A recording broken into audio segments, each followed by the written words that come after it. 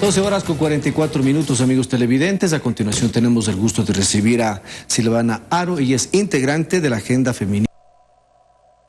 Bienvenida, Silvana. Gracias por acompañarnos. Muchísimas gracias. Buenas tardes a todos y todas quienes nos escuchan. La Agenda por un Gobierno. ¿De qué se trata esto?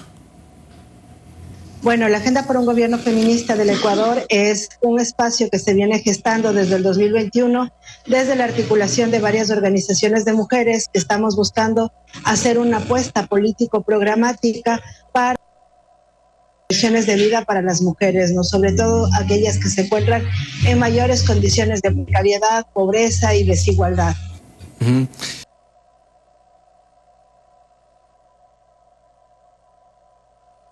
Justamente para que el objetivo que ustedes están trazando.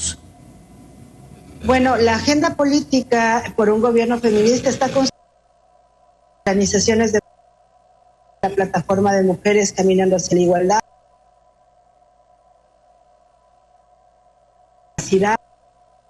los espacios que hemos esta de trabajar bajo la estructura de demandas sentidas que tenemos las mujeres desde los distintos espacios y plasmarlas en un documento para demandar al Estado, a las autoridades de turno, la efectivización de todos los derechos que están contemplados en la Constitución. Es decir, la Constitución nos desafía a que vayamos progresivamente avanzando en la consecución de derechos. Sin embargo, lo es que lejos que vayamos conquistando derechos, hay una regresión absoluta en materia de protección, sobre todo, ¿no es cierto?, los grupos de atención prioritaria y en este caso concreto, que lo que nos mueve a nosotras, que somos las mujeres, más del 50% de la población de nuestro país. Hablamos de colectivos, hablamos de ciudadanos, ¿no tiene nada que ver el gobierno en esto? ¿O sí? No, no tiene nada que ver con esto.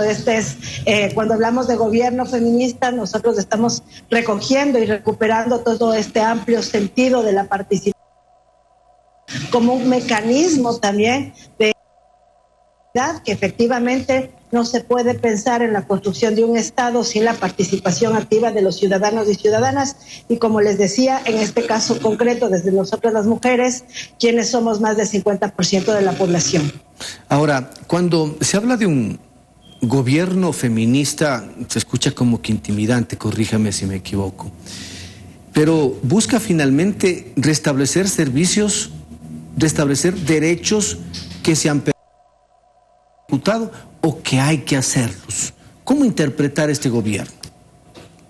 Bueno, cuando nosotros planteamos el gobierno feminista es de entender que nosotras las mujeres existimos constitutiva y constituyente del desarrollo de nuestro país. Y en ese sentido no hay que tenerle miedo, ¿no es cierto?, al término feminismo, que además es un término político que lo que busca romper con las brechas de desigualdad históricas que han existido entre hombres y mujeres, ¿no?, donde se ejerce poder especialmente sobre los cuerpos feminizados.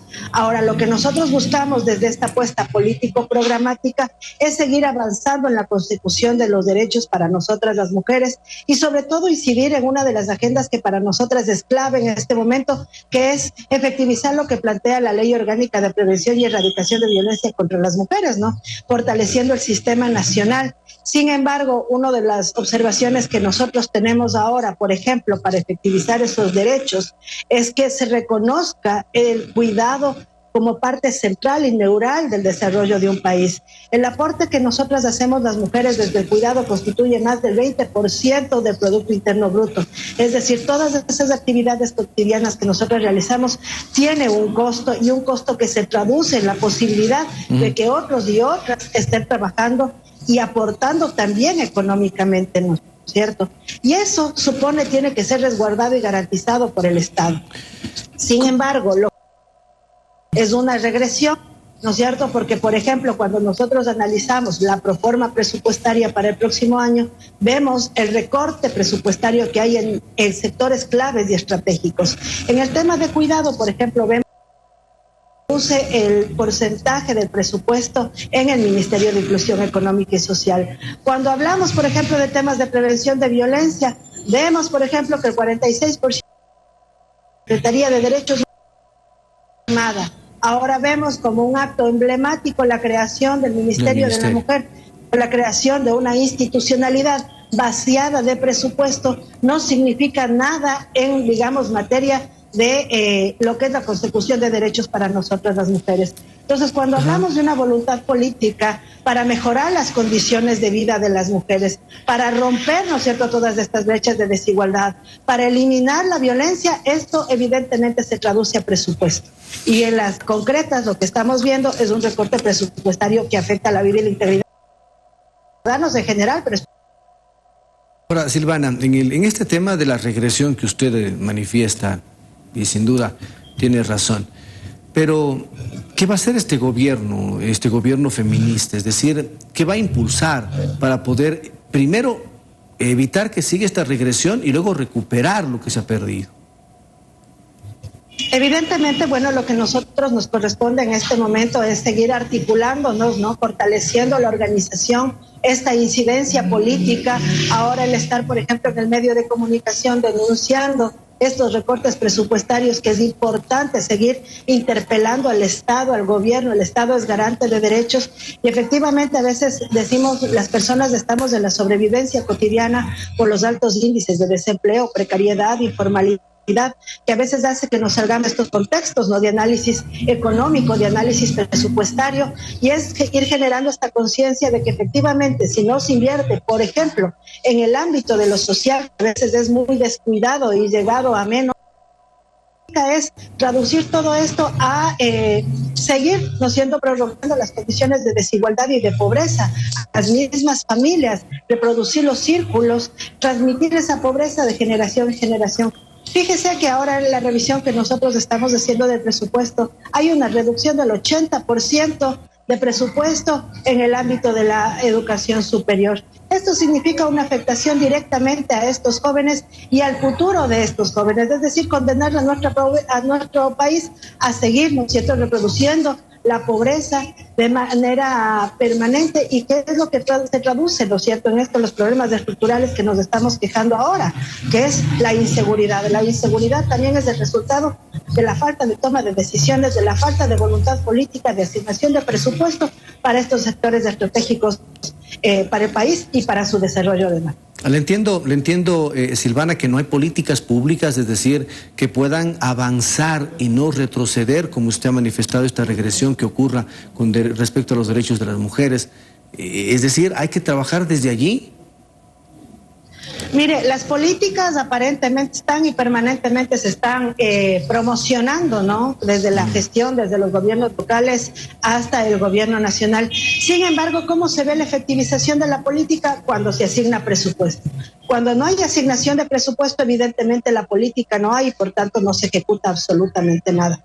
Entonces, ha servido, digamos, todo el tema de prevención y erradicación de la violencia, la erradicación de la desnutrición, que es tan grave en nuestro país, que siendo el 14% de afectación a los niños más pobres de nuestro país. Sin embargo, hay una reducción considerable del presupuesto. Si no hay presupuesto, no hay política pública. Ahora, el presupuesto sin duda depende del presidente de la República y él es el que tiene la última palabra.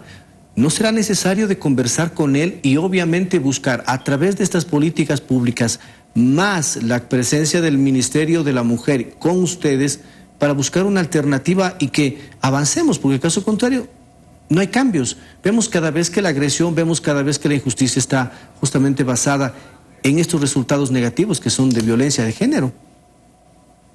La interpelación evidentemente es al gobierno, ¿no es cierto?, porque ahí se expresa la voluntad política de la autoridad de turno respecto a los temas de interés nacional. Entonces, una cosa es lo que se dice, una cosa y otra cosa es la que se hace.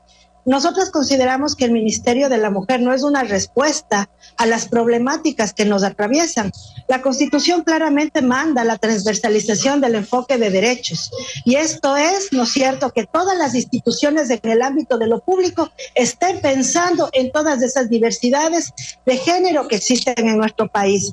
Porque nosotras estamos presentes en el ámbito económico, en el Ministerio de la Economía, estamos presentes en el ámbito del deporte, el Ministerio del Deporte, estamos presentes presentes en el ámbito de la inclusión social, Ministerio de Inclusión Social, estamos en las obras públicas, es decir, las mujeres no vamos a estar atadas en un solo ministerio, sino transversalizamos a todo, porque lo que va a pasar es que cuando hablemos de salud, nos manden al Ministerio de la Mujer cuando las mujeres estamos presentes en ese sector importante que es la salud, la educación.